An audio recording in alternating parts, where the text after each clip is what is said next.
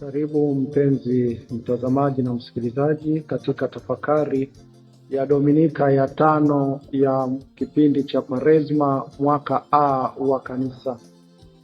Ninayekuletea tafakari hii naitwa Padri Kevin Onesimo Mkama wa Jimbo Kuu Katoliki Mwanza.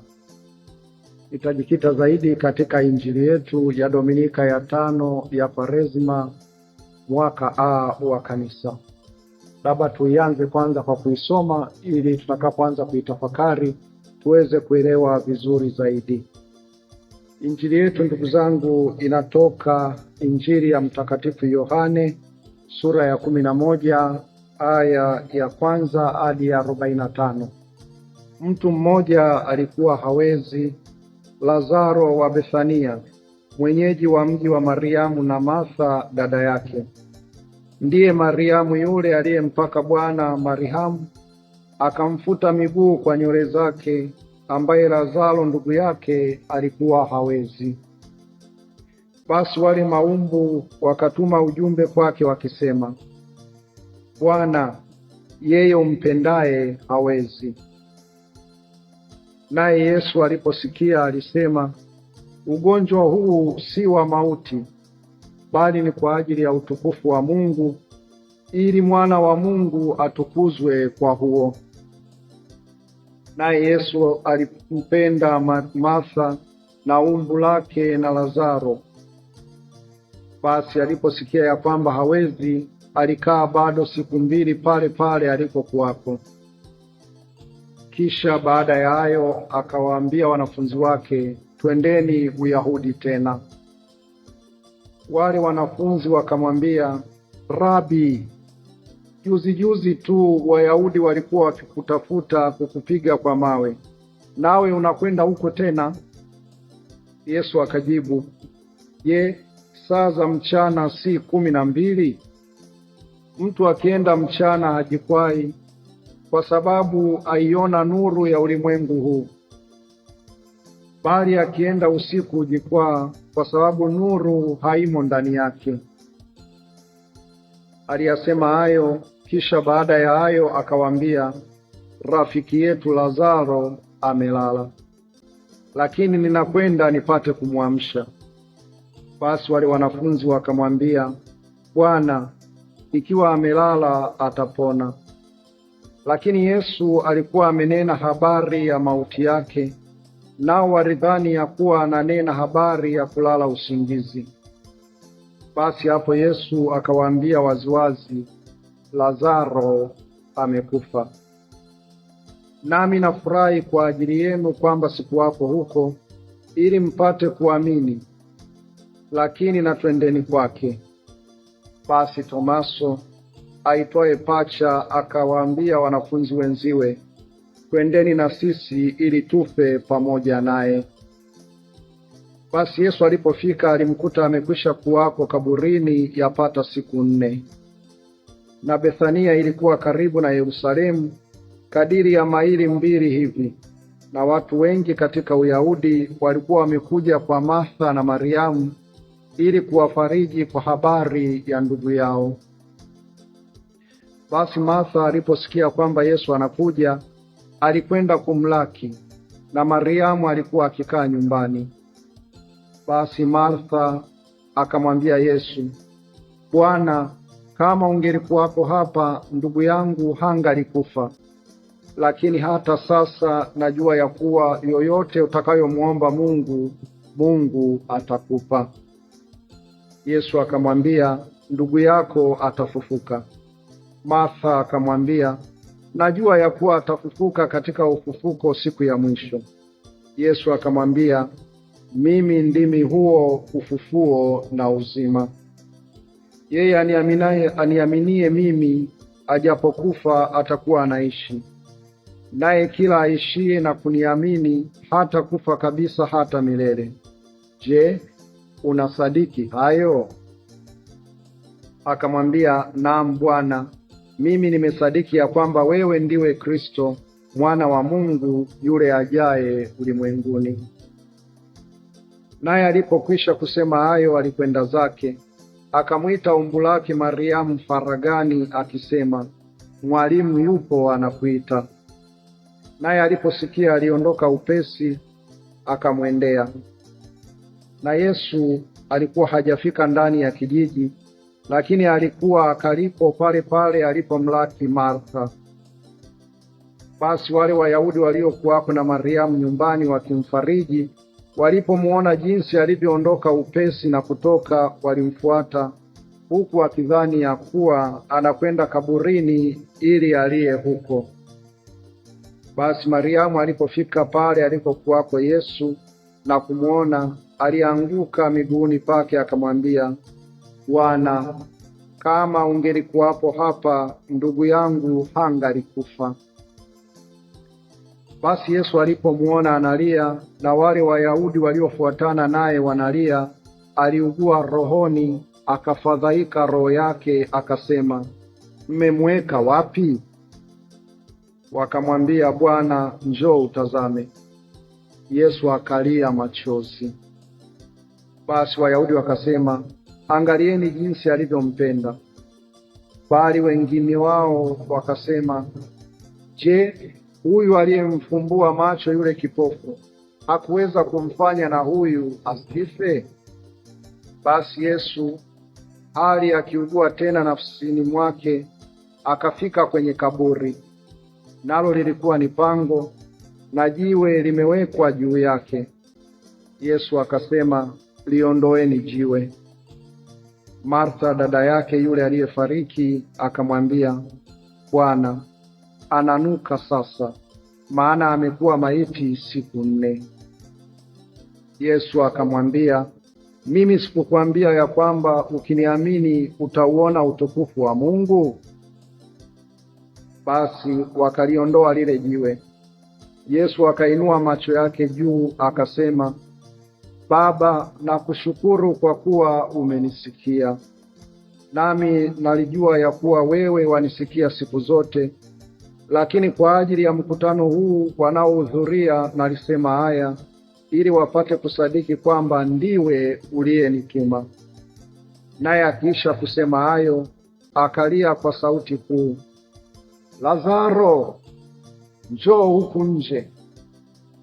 Akatoka nje yule aliyekufa, amefungwa sanda miguuni na mikononi, na uso wake umefungwa kwa leso. Naye Yesu akamwambia, mfungueni mkamwache aende zake. Basi wengi katika Wayahudi waliokuja kwa Mariamu na kuyaona yale aliyofanya wakamwamini. Ndugu zangu, hiyo ndio Injili ya Dominika ya 5 ya mwaka A wa Kanisa, kipindi cha Kwaresma. Tumeona katika Jumapili 2 zilizopita, Jumapili ile iliyotangulia ya kwanza, tulimsikia Bwana wetu Yesu Kristo anamuomba maji mwanamke Msamaria pale kisimani, na hivyo Yesu akadhihirisha kwamba yeye ndiye maji ya uzima. Na Jumapili iliyopita tulimsikia Yesu anafumbua macho ya kipofu, baada ya kuwa amesema awali kwamba mimi ndimi nuru ya ulimwengu. Akamwangazia kweli yule kipofu akapata kuona. Basi ndugu zangu wapendwa, katika Jumapili ya leo tunasikia Yesu akimfufua Lazaro. Lakini kabla ya kumfufua Lazaro, katika mazungumzo yake na Martha, Yesu anasema, mimi ndimi ufufuo na uzima. Na kweli baada ya muda mfupi anadhihirisha hilo anapomfufua Lazaro.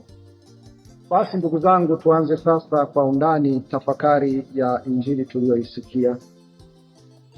Kwanza lazima tufahamu kwamba Yesu anapopelekewa habari ya kwamba Lazaro anaumwa, Yesu alikuwa katika mji unaitwa Bethania, lakini sio Bethania walipo Martha na Mariamu.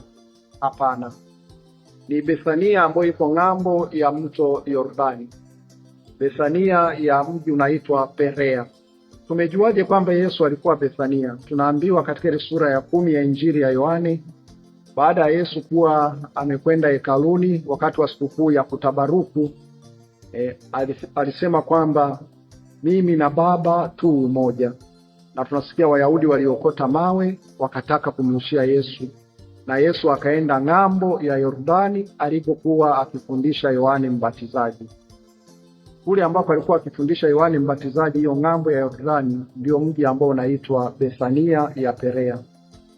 Kwa hiyo Yesu yuko Bethania ya Perea, anapata habari zinazomhusu Lazaro ambaye ni mgonjwa, ambaye yuko Bethania ambao ni jirani na Yerusalemu yapata maili 2, ambayo kwa kweli ni Bethania ambao tunasema ni kilomita kama 3 hivi. Yesu anasema ni maili 2 kutoka Yerusalemu, ambao tukiweka katika kilomita ni kama kilomita 3 hivi kutoka mji wa Yerusalemu. Kwa hiyo Yesu anapopewa taarifa yuko mbali kidogo, lakini mji wanaoishi Martha na Mariamu ni karibu na Yerusalemu.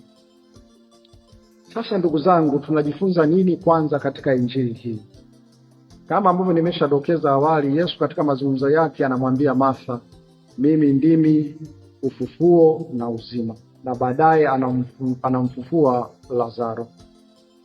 Tunafahamu kabisa kwamba kwa imani za Wayahudi na hata imani zetu sisi wanadamu, mwenye uwezo wa kumfufua mtu na kumpa uzima ni Mungu peke yake. Ndivyo walivyoamini Wayahudi na ndivyo tunavyoamini sisi. Na Yesu anapokwenda kumfufua Lazaro, kimsingi anadhihirisha kwamba yeye kweli ni Mungu. Ni Mungu ambaye amekuja kwa ajili ya kuwapatia wanadamu uzima. Lakini tendo la kumfufua Lazaro linaashiria pia kwamba Kristo mwenyewe anao uwezo wa kufufuka katika wafu. Anatudhihirishia kwamba yako maisha baada ya kifo. Kama Lazaro alikuwa amekufa, lakini kwa nguvu zake ameweza kumfufua, ni kiashiria kwamba kuna maisha baada ya kifo. Kifo sio sentensi ya mwisho katika kitabu, hapana. Kifo ni kama alama ya koma, ambayo tunaposoma tukutana na alama ya mkato au ya koma, huwa tunaambiwa tupumzike kidogo kuvuta pumzi, lakini sentensi haijafika mwisho. Na hivyo Yesu kwa kumfufua Lazaro anataka kutuambia kwamba kifo kwa kweli sio kwamba mtu anapoteza uzima moja kwa moja. Kuna maisha baada ya kifo, maisha ambayo chanzo chake ni Mwenyezi Mungu. Ni nguvu ya kutupa hayo maisha anayo Mungu mwenyewe, na ni wale tu wanaomwamini, wale tu wanaozishika amri zake, wale wanaomsadiki ndio watakaopata ule uzima wa milele. Kwa hiyo Yesu kwa tendo hilo anamfufua Lazaro kuashiria kwamba yako maisha baada ya uzima.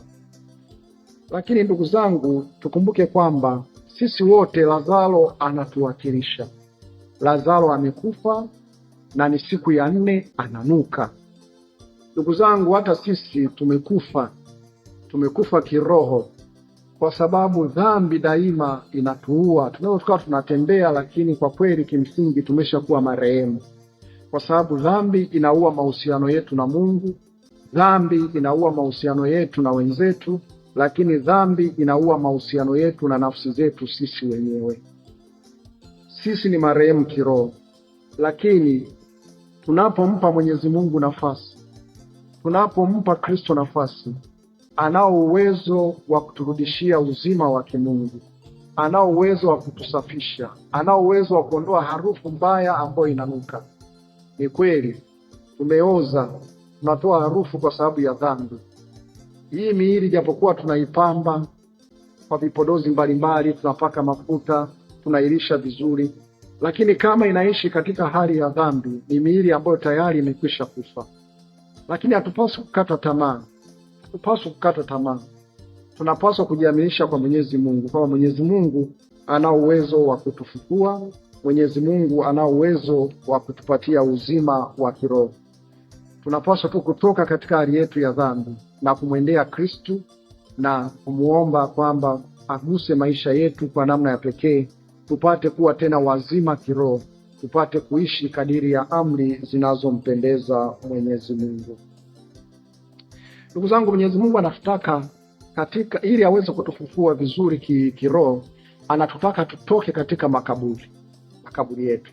Tunaambiwa Yesu alipofika kaburini akawaamuru walitoe jiwe lililokuwa limefungwa katika mlango wa kaburi, wakalitoa.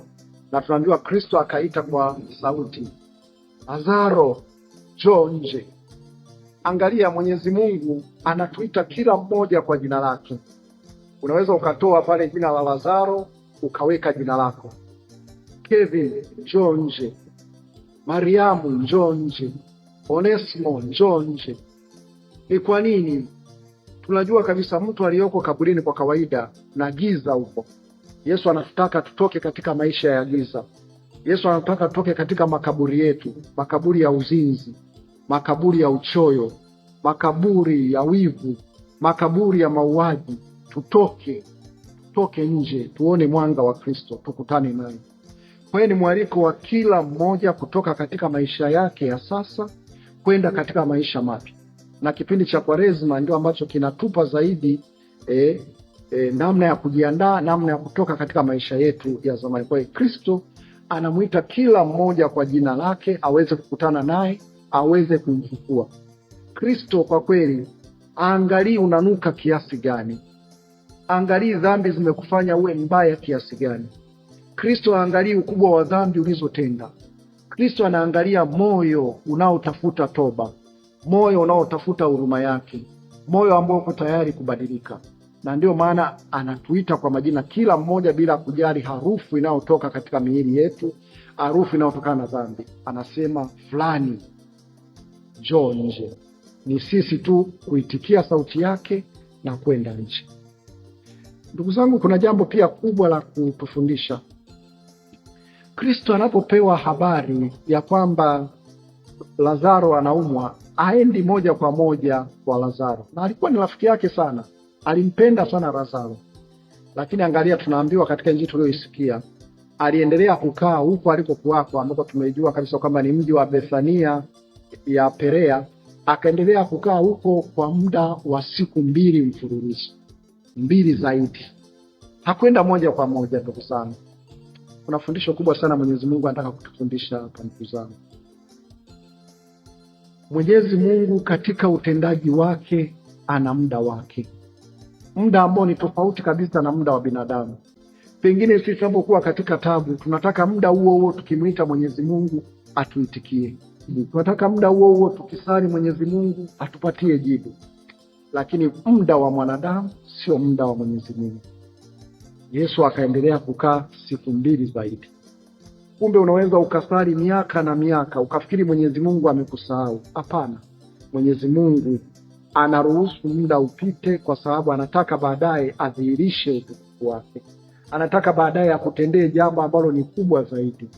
Na hivyo hatupaswi kukata tamaa, ndugu zangu, katika maisha. Hatupaswi kulia na kulalamika kwamba mbona Mwenyezi Mungu ametuacha? Mbona Mwenyezi Mungu hajajibu sala yangu? Mbona muda unapita sipati kazi? Mbona muda unapita mwanangu haponi? Mbona muda unapita sina haueni katika maisha? Ndugu zangu, tujue kabisa kwamba muda wa Mungu sio muda wa mwanadamu. Na Mwenyezi Mungu anatenda kwa muda ambao ni mwafaka, kwa sababu anataka kudhihirisha jambo ambalo ni kubwa. Hilo ni jambo la msingi sana, ndugu zangu, ambalo tunapaswa kulielewa. Hatupaswi kukata tamaa. Tunapaswa daima, ndugu zangu, kusubiria muda wa Mungu ufike, kusubiria muda ambao Mwenyezi Mungu atatenda jambo lake. Hilo ndio jambo ambalo tunapaswa kuliweka katika mioyo yetu. Haijalishi ni lini. Sisi tuna vipimo vya muda wa kibinadamu, tuna masaa, tuna sekunde, tuna siku, tuna miaka, tuna karne, tuna miongo na kadhalika. Lakini kwa Mwenyezi Mungu hakuna cha miaka, hakuna cha miongo, hakuna cha karne. Muda wa Mungu unapofika ndio muda ambao ulikusudiwa ili yeye aweze kutenda jambo kwa ajili yetu. Kwa hiyo ni kujiaminisha tu kwake, ndugu zangu, na kusubiri Mwenyezi Mungu atende zaidi. Jambo jingine ambalo tunajifunza, ndugu zangu, Mwenyezi Mungu, Bwana wetu Yesu Kristo, anapoambiwa kwamba Lazaro anaumwa, anasema ugonjwa huu sio kwa ajili ya mauti, bali ni kwa ajili ya utukufu wa Mungu, kwa ajili ya utukufu wa Mungu. Ndugu zangu, changamoto za maisha tunazozipata, iwe ni magonjwa, iwe ni ukorofi wa watoto, iwe ni changamoto za kazini, kuna fitna, kuna husuda huko makazini, ziwe ni changamoto za wito wetu katika ndoa, wito wetu katika upadri, ziwe ni harakati za ugumu wa maisha, tukumbuke tu jambo moja, kwamba hayo yote Mwenyezi Mungu hayaruhusu yakupate ili tuweze kuangamia, ili atuangamize. au ni kwa sababu hatupendi, au ni kwa sababu anapenda kutuona tunakufa kabisa kiroho. Hapana.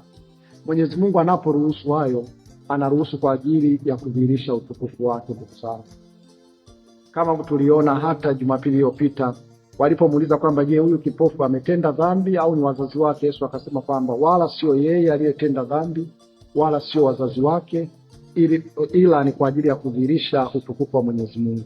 Anakirudia leo anapoambiwa juu ya ugonjwa wa Lazaro, kwamba Lazaro anaumwa. Yesu anasema ugonjwa huo sio kwa ajili ya mauti, bali kwa ajili ya kudhihirisha utukufu wa Mwenyezi Mungu. Chochote ambacho kwa macho yetu, ndugu zangu, tunakiona ni kibaya, tunakiona kama vile hatupaswa kitupate sisi, tunakiona kama ni mahangaiko, tunakiona kama ni adhabu, tunakiona kama pengine ni laana, tukumbuke kabisa mbele ya Mwenyezi Mungu ni kwa ajili ya kudhihirisha utukufu wake. Hebu fikiria ni mangapi ambayo tulishapitia mabaya katika maisha, lakini leo tunasema hakika Mwenyezi Mungu alikuwa mkubwa, hakika Mwenyezi Mungu alituvusha, hakika Mwenyezi Mungu ameonyesha ukuu wake. Ulipatwa na ajali, lakini haikuwa kwa ajili pengine ya kukuua, ya kukuumiza, ya kumlalamikia Mwenyezi Mungu, lakini pengine ilikuwa ni ajali ya kukurudisha karibu na Mwenyezi Mungu. Ulipatwa janga fulani la ugonjwa, pengine ulikuwaga uhudhurii kanisani, ukapata kuugua. Katika kuugua kwako ukakumbuka kwamba kwa kweli Mungu yupo, na baadaye hata baada ya kupona ukaanza kwenda kanisani. Ni kwa kweli ni kwamba Mwenyezi Mungu ametumia lile jambo ambalo lilikuwa ni baya ili basi kudhihirisha utukufu wake. Kumbe chochote ambacho tunakipata katika maisha, tunakumbana nacho katika maisha, ni kwa ajili ya sifa na utukufu wa Mwenyezi Mungu. Na ndipo maana Yesu alipokwenda kumfufua Lazaro, kabla hata ya kumfufua Lazaro alisema nafurahi kwa kuwa siku wako kule. Anafurahi kwa sababu gani? Anafurahi kwa sababu anajua tukio hili la kifo cha Lazaro linadhihirisha utukufu wake. Mwenyezi Mungu sio kwamba anafurahia tu tunapoumia, hapana. Anafurahia kwa sababu anajua katika kila kitu ambacho tunakiona ni kibaya, yeye anaweza kukigeuza na kuwa jambo zuri na kudhihirisha utukufu wake. Kuna jambo pia kubwa ambalo tunajifunza kutoka katika injili yetu ya leo. Jambo hilo ni lipi, ndugu zangu? Yesu anapopata habari ya kwamba Lazaro anaumwa, wanamwambiaje? Wanamwambia yule umpendaye hawezi, yule umpendaye hawezi. Wakati fulani huwa tunashawishika kuamini kwamba watu wanaopata shida, wanaopata matatizo ni watu ambao pengine hawapendwi na Mwenyezi Mungu. Lakini katika injili tunafunuliwa kwamba si kweli. Yule umpendaye hawezi. Yule umpendaye, yule anayependwa na Kristo ambaye ni Mungu. Lazaro anaumwa, na ndio yule Lazaro ambaye atakufa. Ndugu zangu, matatizo yanayotupata si kwa sababu Mwenyezi Mungu hatupendi. Hata wanaopendwa na Mwenyezi Mungu, Mwenyezi Mungu anaruhusu wapate matatizo, wapate shida, ili aweze kuwaimarisha zaidi, ili awatakase zaidi, ili awape nguvu zaidi, ili awavute zaidi kwake. Na hivyo shida, ndugu zangu, sio kwa ajili anaochukiwa na Mwenyezi Mungu. Unapopata na shida, tukumbuke hata wanaopendwa na Mungu wanaweza kuteseka. Hata wanaopendwa na Mungu wanaweza kupata changamoto za maisha. Na hivyo tunapaswa kulitambua hilo na kuliishi.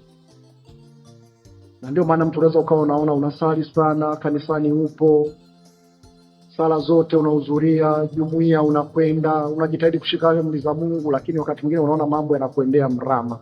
Mambo hayaendi kama unavyofikiri. Na unaanza kufikiria Mwenyezi Mungu anipendi, Mwenyezi Mungu amenilaani, Mwenyezi Mungu amenitupa, Mwenyezi Mungu ameniacha. Hapana. Hata mateso ni kudhihirisha upendo. Hata kwa wanaopendwa na Mwenyezi Mungu yako mateso. Na ndio maana kuna mtu alisema kwamba, kwa Kiingereza alisema, God had only one son without sin, but not without sufferings. Mungu alikuwa na mwana mmoja tu asiye na dhambi, lakini sio asio na mateso. Na ndio maana Kristo alipitia mateso msalabani, ambaye ni mwana mpendwa wa Mungu. mwana mpendwa wa Mungu, akasulubiwa msalabani, akamwaga damu yake kwa ajili ya wokovu wetu sisi. Mwenyezi Mungu anaporuhusu tuteseke ni kwa sababu anatupenda, ni kwa sababu kuna kitu kizuri anakusudia katika maisha yetu, ni kwa sababu anataka tupate uzima wa milele kwa njia ya mateso kama alivyokuwa mwanaye, na hivyo tunapaswa kumshukuru Mwenyezi Mungu.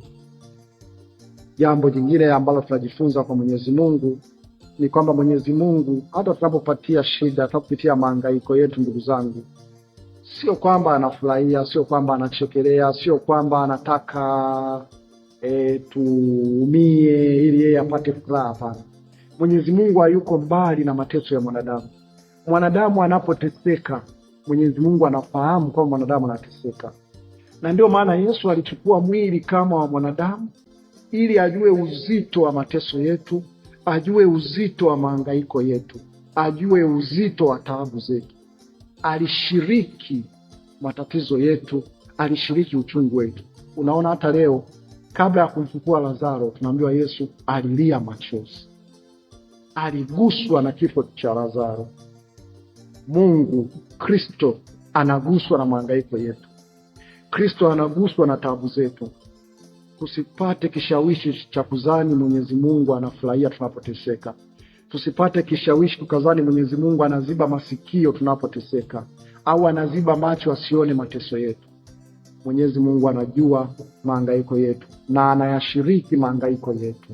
Kristo alitoa mwili apate kushiriki zaidi matatizo yetu, apate kushiriki hisia zetu tunazopitia. Na hivyo ndugu zangu, Mwenyezi Mungu anashiriki shida zetu, anashiriki matatizo yetu. Tujiaminishe daima kwake, tujiaminishe daima kwa Mwenyezi Mungu, yeye ambaye anajua matatizo yetu. Na ndio maana kuna neno zuri sana la Kiingereza tunalisikia sana wanapomzungumzia Yesu, hasa anapoona watu wanateseka, wanaitumia sana wainjili. Wanasema Jesus had compassion. Compassion. Kumbuka alipofundisha, tunasema aliwahurumia makutano kwa sababu aliwaona ni kama kondoo wasio na mchungaji. Compassion, he had compassion. Toka kwa neno la Kilatini cum na neno passio. Cum with, pamoja na, passio sufferings, mateso. Kwa anaposema Yesu had compassion kuhusu mtu fulani au kuhusu watu fulani, manake Yesu aliteseka pamoja nao. Ndio maana ya kuwaonea watu huruma, compassion. To suffer with someone, kuteseka pamoja na mwingine. Na unaona Yesu Kristo anateseka pamoja nasi, anamlilia Lazaro, anaonyesha uchungu wake pamoja na Martha na Mariamu, kuonyesha kwamba kuna hali ambazo anapitia mwanadamu zinazompa mateso, zinazompa huzuni, zinazompa manunguniko. Anazijua hizo zote, na hivyo yeye ndiyo suluhisho. Anazijua shida zetu na anatatua. Baada ya kumfufua Lazaro, bila shaka Martha na Mariamu walifurahia tukio hilo, walirudisha furaha yao, wakamsifu Mwenyezi Mungu, wakamtumaini. Na tunaambiwa mwishoni watu wengi walimwamini kwa sababu ya tendo la kumfufua Lazaro. Kumwamini Kristo. Kristo anaweza yote, Mungu anaweza yote. Asanteni sana na Mwenyezi Mungu awabariki sana. Naitwa Patrick Kevin Mkama wa Jimbo Kuu Katoliki la Mwanza. Asante sana.